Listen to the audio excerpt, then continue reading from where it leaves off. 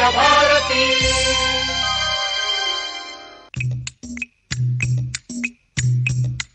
पिटारा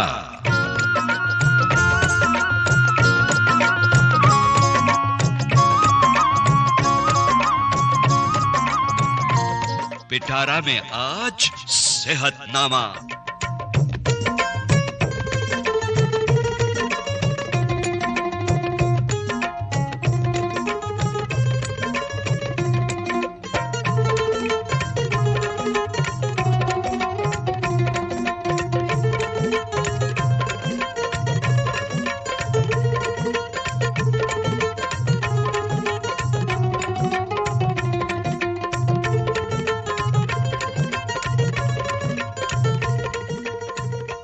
नमस्ते दोस्तों, आ गई हूँ मैं आपकी रेडियो सखी ममता सिंह लेकर आज का सेहतनामा कार्यक्रम। आज के सेहतनामा कार्यक्रम में विषय है बांझपन का आधुनिक उपचार, उससे जुड़ी भ्रांतियां और समाधान। हमारे साथ टेलीफोन लाइन पर मौजूद हैं स्त्री रोग विशेषज्ञ डॉक्टर राजश्री दीपक गोहतकर। डॉक्टर राजश्री दीपक, हम आपका विविध भारती परिवार की ओर से स्वागत कर रहे हैं। नमस्कार। नमस्कार डॉक्टर, अपने बारे में थोड़ा सा परिचय हमारे श्रोताओं को दें। मैं डॉक्टर राजश्री दीपक गोहतकर, स्त्री रोग विशेषज्ञ एवं आईवीएफ स्पेशलिस्ट। मैं कोटा राजस्थान में अपना स्वयं का फर्टिलिटी सेंटर पिछले 20 सालों से चला रही हूँ और इस क्षेत्र जिसे हम हड़ौती रीजन कहते हैं, इस क्षेत्र का यह पहला और सर्व सुविधाओं से उपलब्ध यह सेंटर है। डॉक्टर, आधुनिक चिकित्सा पद्धति में निसंतान दंपति के लिए आधुनिक चिकित्सा पद्धति में सबसे ज्यादा आधुनिक और लोकप्रिय चिकित्सा पद्धति है आईवीएफ। तो आईवीएफ क्या है, हमारे श्रोताओं को बताइए। किस तरह से ये लागू किया जाता है, किस तरह से कारगर होती है ये चिकित्सा पद्धति? आईवीएफ अर्थात इन विट्रो फर्टिलाइजेशन। तो दो चीजें होती हैं, एक होता है इन विवो अर्थात शरीर के अंदर और इन विट्रो अर्थात शरीर के बाहर। तो इन विट्रो फर्टिलाइजेशन या आईवीएफ, जिसे सामान्य भाषा में टेस्ट ट्यूब बेबी की प्रक्रिया कहते हैं, उसमें हम वो सारी प्रक्रिया जो शरीर के अंदर होनी है उसे बाहर करते हैं। हम उसी तरीके का पूर्ण वातावरण उत्पन्न करते हैं जैसा शरीर के अंदर हो, और वो आईवीएफ लैब में होता है और इस वजह से इसे आईवीएफ या इन विट्रो फर्टिलाइजेशन कहते हैं। इसका पूरा नाम है IVF and ET, in vitro fertilisation and embryo transfer. अर्थात हम भ्रूण को बाहर तैयार करते हैं एम्ब्रियोलॉजी लैब में और उसको वापस बच्चेदानी के अंदर की सतह पर प्रत्यारोपित करते हैं, जिसे कहते हैं एम्ब्रियो ट्रांसफर। तो ये है आईवीएफ या टेस्ट ट्यूब बेबी पद्धति। ये जो आपने पद्धति बताई, ये कहा जाता है कि निसंतान दंपति के लिए आईवीएफ एक वरदान की तरह है, लेकिन क्या इसके कुछ खतरे भी होते हैं?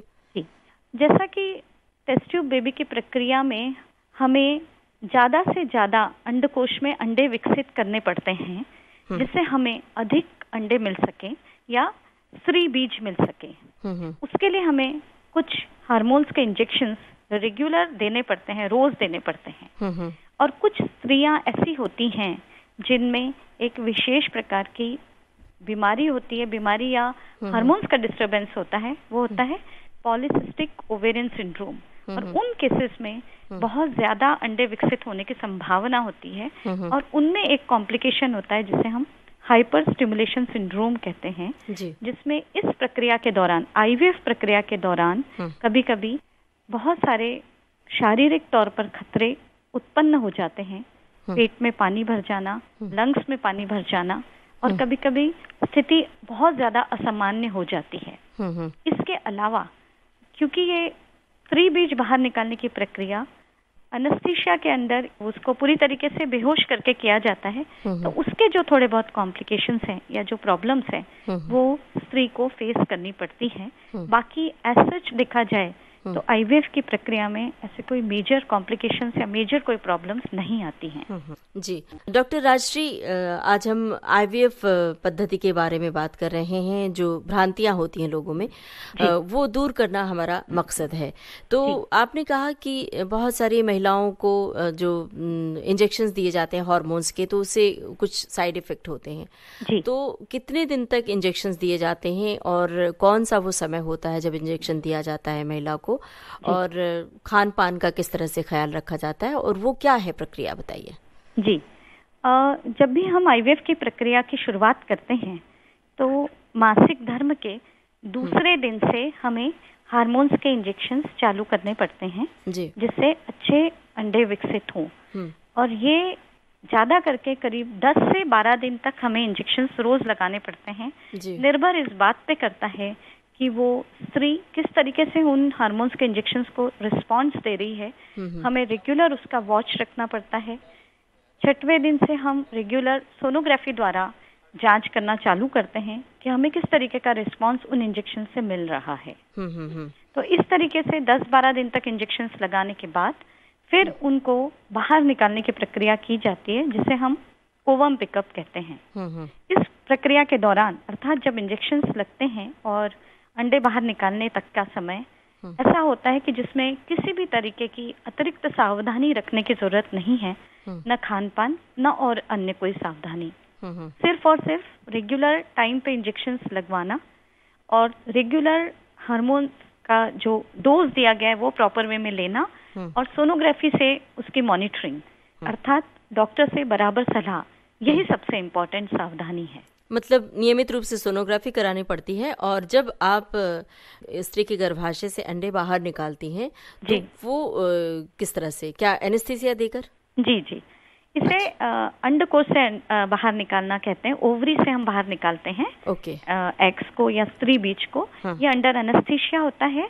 ये नीचे से ही होता है, कोई ऊपर कोई कट या कोई सर्जरी नहीं होती है। सोनोग्राफी से देखते हुए नीचे से एक निडल द्वारा इन्हें हम बाहर निकालते हैं। अच्छा, कितना वक्त लगता है इस प्रक्रिया में? इस प्रक्रिया में अधिकतम समय 15 से 20 मिनट लगता है और ये इस बात पर निर्भर करता है कि उस पेशेंट के या उस स्त्री के अंडकोश में नंबर ऑफ एग्स या जो स्त्री बीज हैं वो कितने हैं। यदि ज्यादा होते हैं तो थोड़ा ज्यादा समय लगता है, पर मैक्सिमम समय 15 से 20 मिनट। जी डॉक्टर, अब हम जानना चाहते हैं कि आईवीएफ से पहले कौन से उपचार हैं जिनके द्वारा हमें सफलता मिल सकती है हमारे निसंतान दंपतियों को? जी देखिए, जो जितने भी निसंतान दंपति होते हैं उनमें करीब 70 से 80% ऐसे कारण होते हैं जिनमें आईवीएफ तक जाने की आवश्यकता ज्यादा करके नहीं होती है।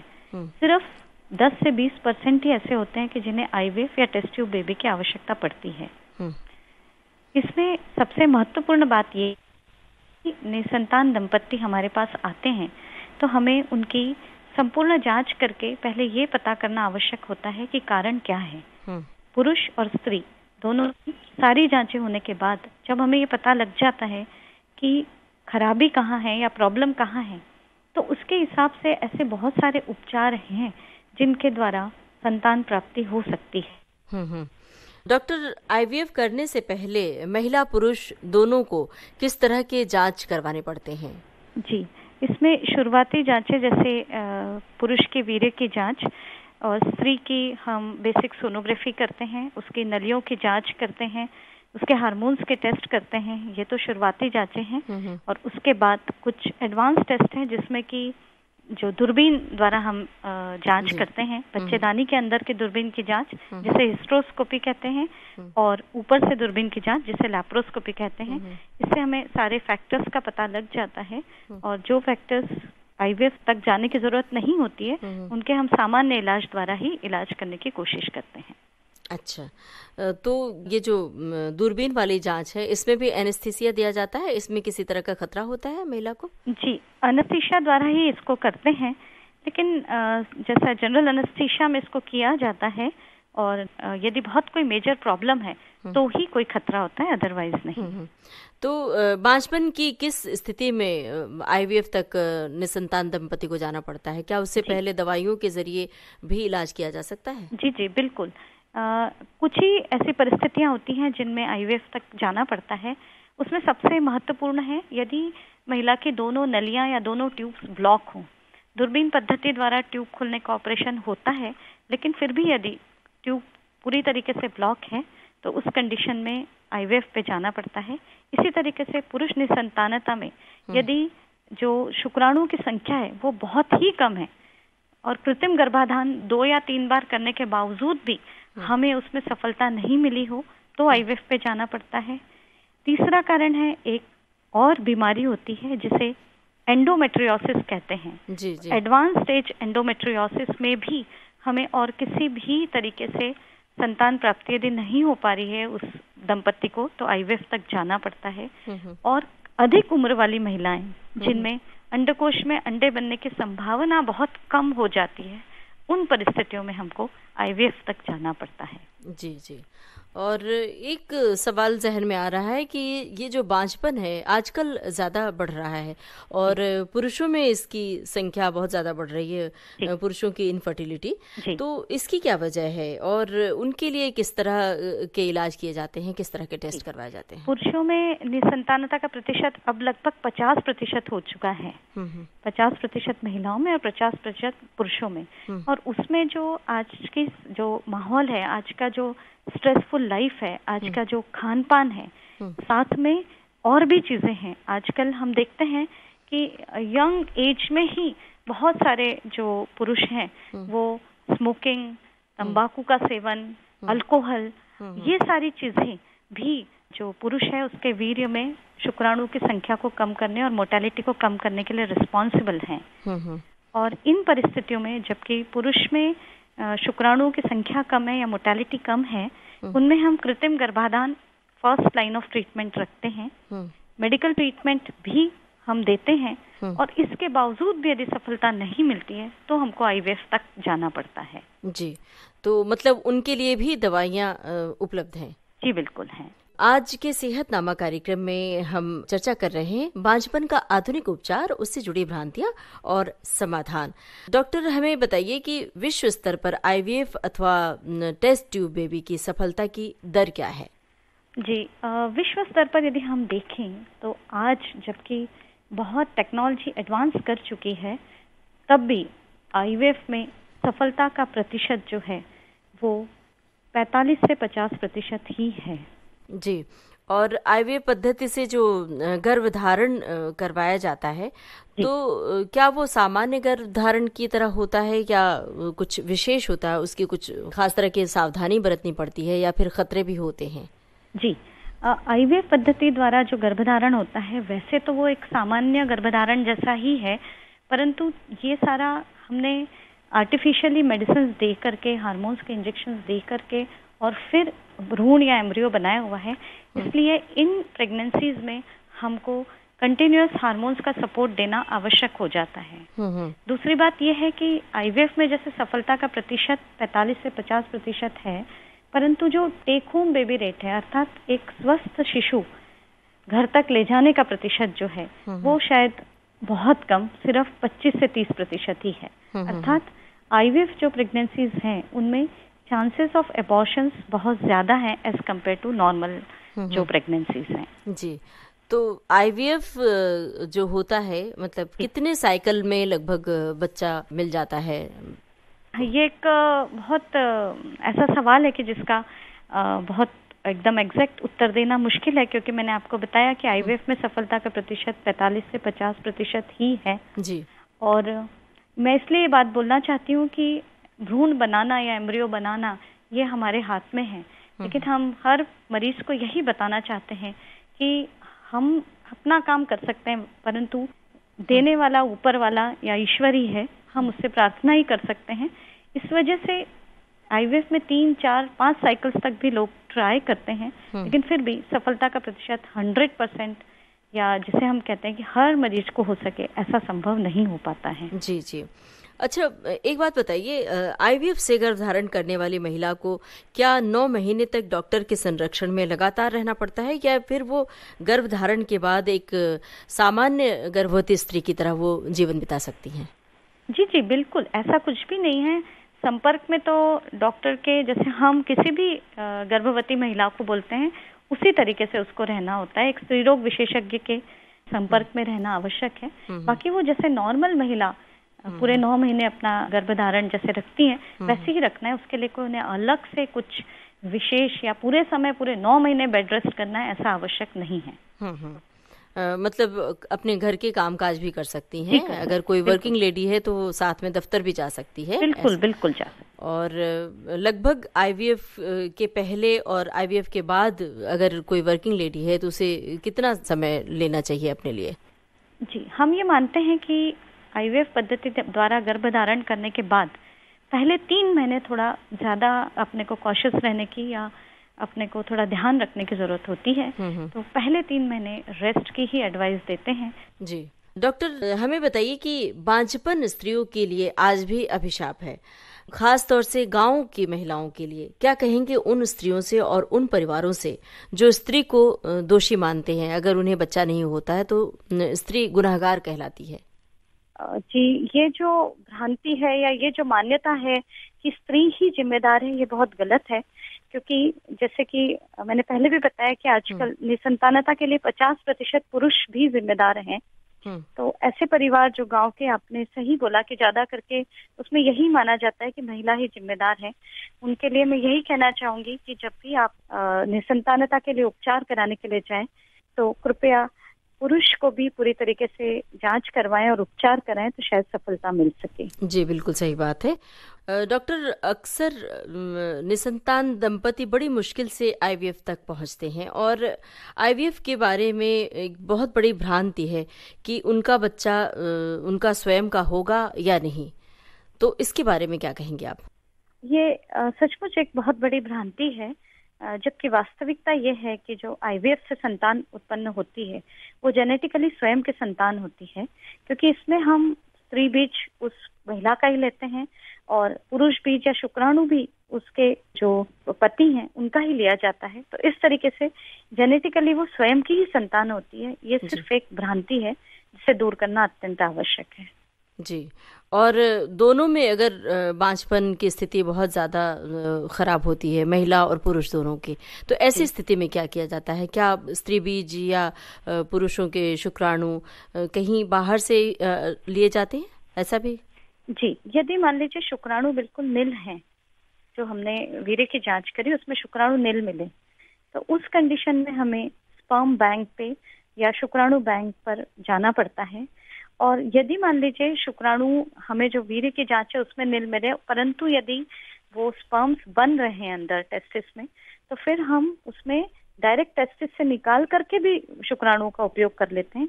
लेकिन यदि बिल्कुल बन ही नहीं रहे तो उस कंडीशन में हमें स्पर्म बैंक पे जाना पड़ता है। जी। इसी तरीके से महिला की यदि उम्र अधिक हो चुकी है और उसके अपने अंडे या स्त्री बीज नहीं बन रहे हैं, तो उस कंडीशन में हमको डोनर oocyte या किसी और महिला के अंडकोश से अंडे निकाल कर, यदि पुरुष के शुक्राणु ठीक है, पति के शुक्राणु ठीक है, तो उससे मिलाकर भ्रूण तैयार करना पड़ता है। जी, तो इसमें जो बहुत ज्यादा उम्रदराज महिला है, कई बार अखबारों में खबर आई कि 58 साल की महिला, 60 साल की महिला ने गर्भधारण किया, तो इसमें मासिक धर्म का क्या भूमिका होती है? क्या जरूरी होता है मासिक धर्म होना, या फिर उसके बाद भी ये प्रक्रिया हो सकती है आईवीएफ की?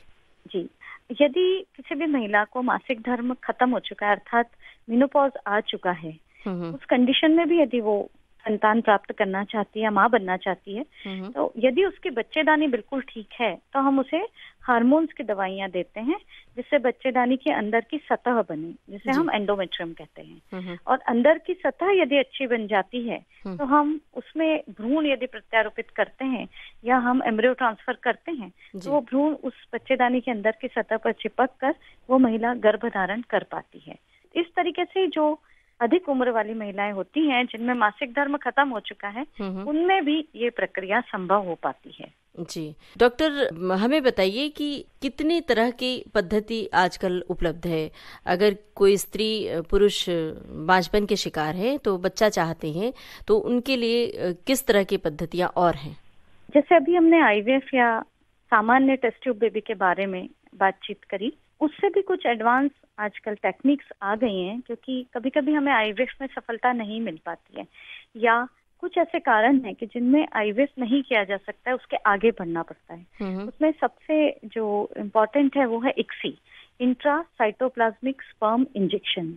ये पद्धति हमें उन केसेस में अपनानी पड़ती है जिनमें पुरुष में शुक्राणुओं की संख्या बहुत ही कम है। जैसे नॉर्मली हम मानते हैं कि कम से कम यदि उसमें 5 से 10 मिलियन काउंट तक शुक्राणु हैं तो हम उसमें आईवीएफ पद्धति तक जा सकते हैं।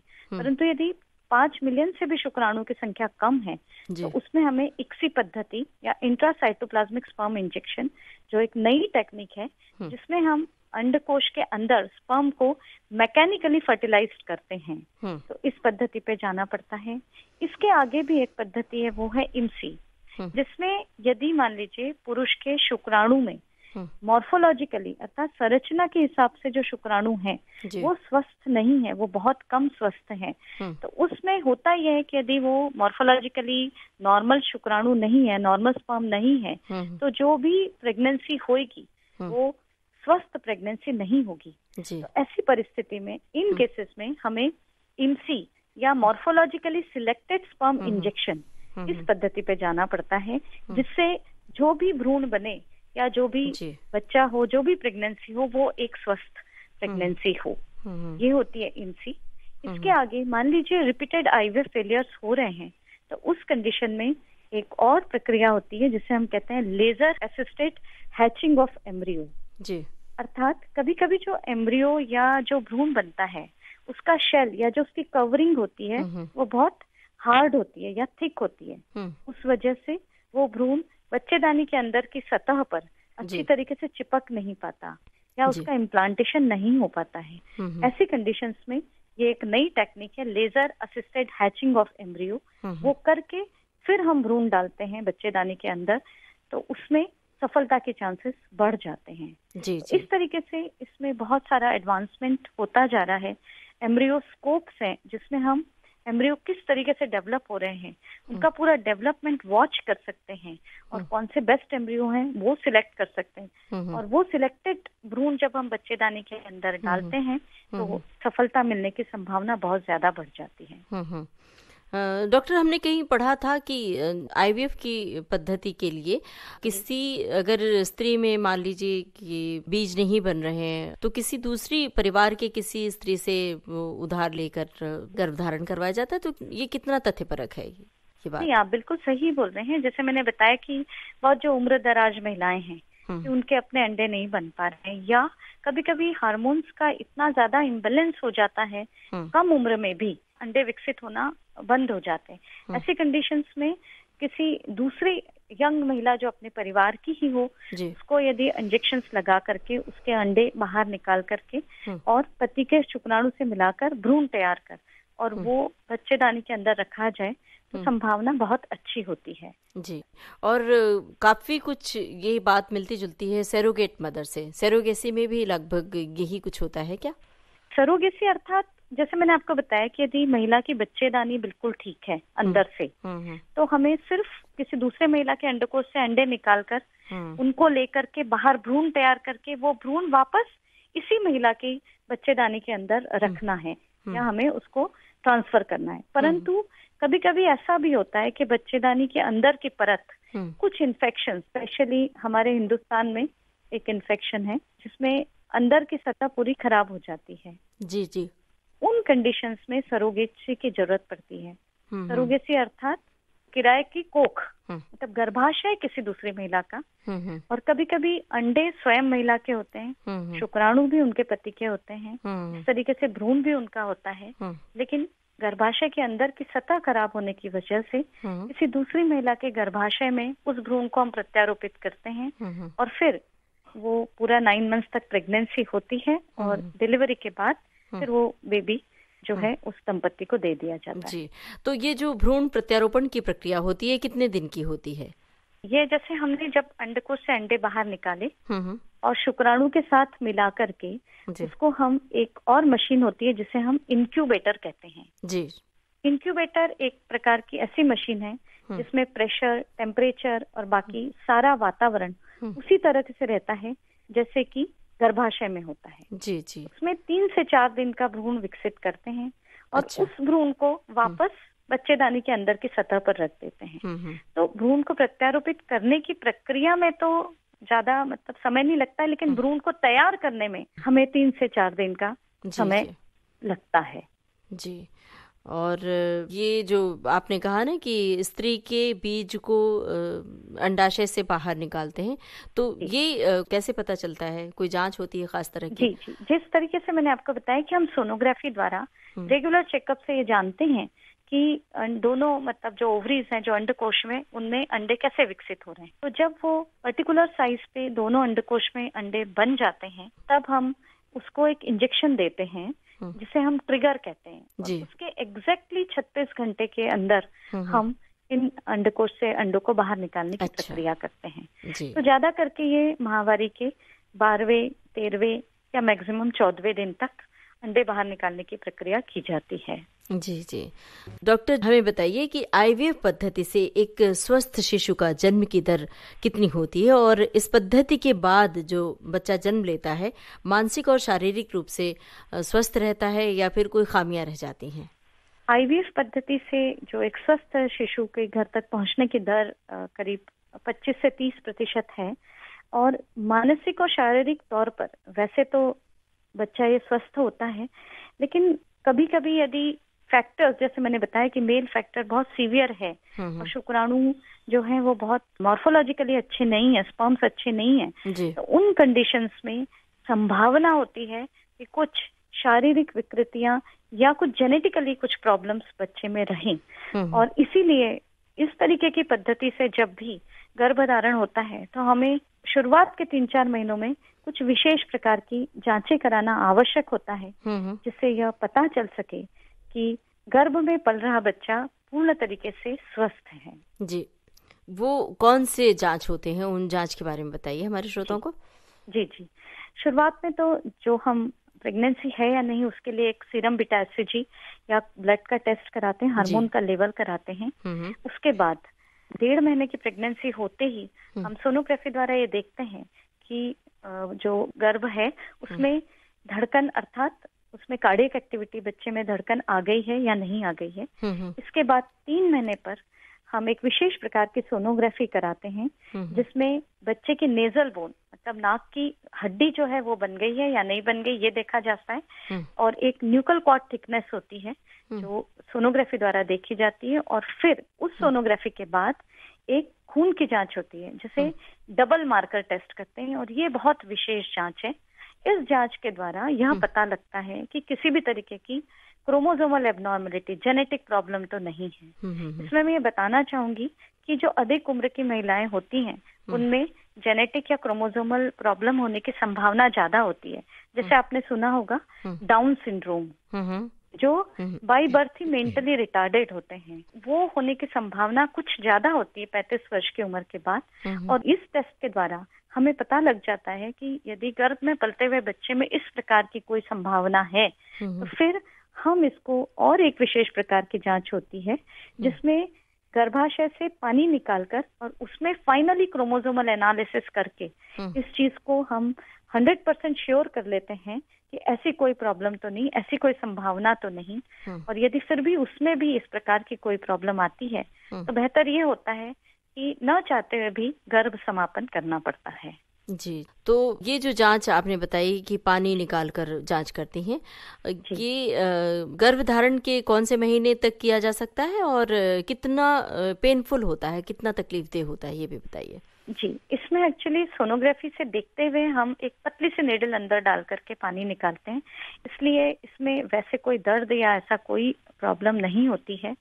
और इसको हम कब तक कर सकते हैं, जैसे आपने पूछा, तो जैसे हमारे इंडिया में जो हमारे मेडिकल टर्मिनेशन ऑफ प्रेगनेंसी के रूल्स रेगुलेशंस हैं, उसमें यह माना गया है कि 20 हफ्ते तक का गर्भ ही हम समाप्त कर सकते हैं यदि उसमें कोई प्रॉब्लम होती है। तो ज्यादा करके यही एडवाइजेबल होता है कि हम ये डबल मार्कर टेस्ट, जैसे मैंने आपको बताया, कि 3 महीने अर्थात 12 से 14 हफ्ते पे करा लेते हैं।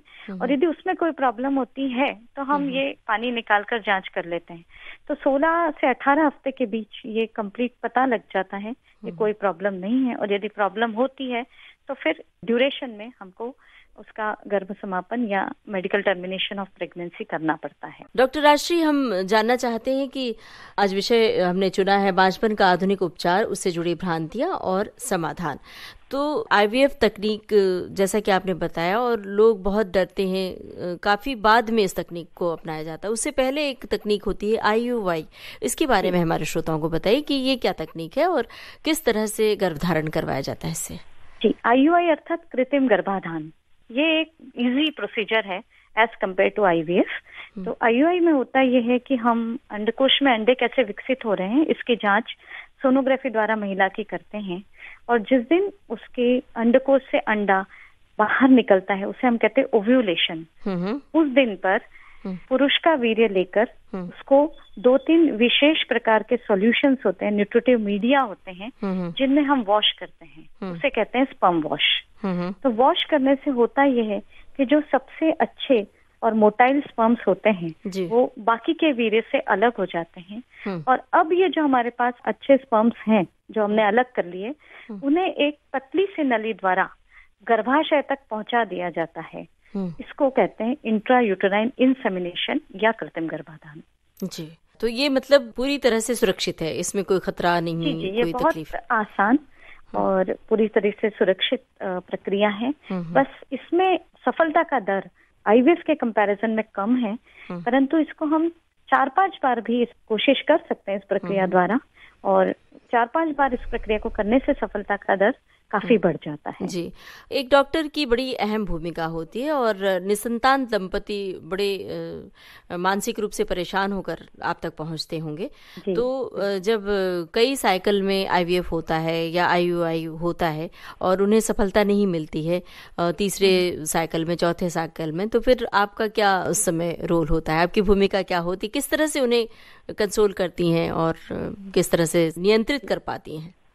सबसे महत्वपूर्ण बात तो साइकोलॉजिकली उनमें जो डिस्टर्बेंसेस होते हैं निसंतान दंपतियों में, वो हमको सबसे ज्यादा उनको समझाना पड़ता है, कंट्रोल करना पड़ता है, और उसमें काउंसलर का एक बहुत बड़ा रोल होता है जो प्रॉपर वे में उनको काउंसल करता है, उन्हें सारी पद्धतियां, सारी चीजें समझाता है कि अभी निराश होने की जरूरत नहीं है, अभी और भी आगे की पद्धतियां और आगे की और ऐसे टेक्निक्स और ऐसे उपचार बाकी हैं जो आपके केस में हो सकते हैं, और सफलता मिलने की पूरी संभावना है।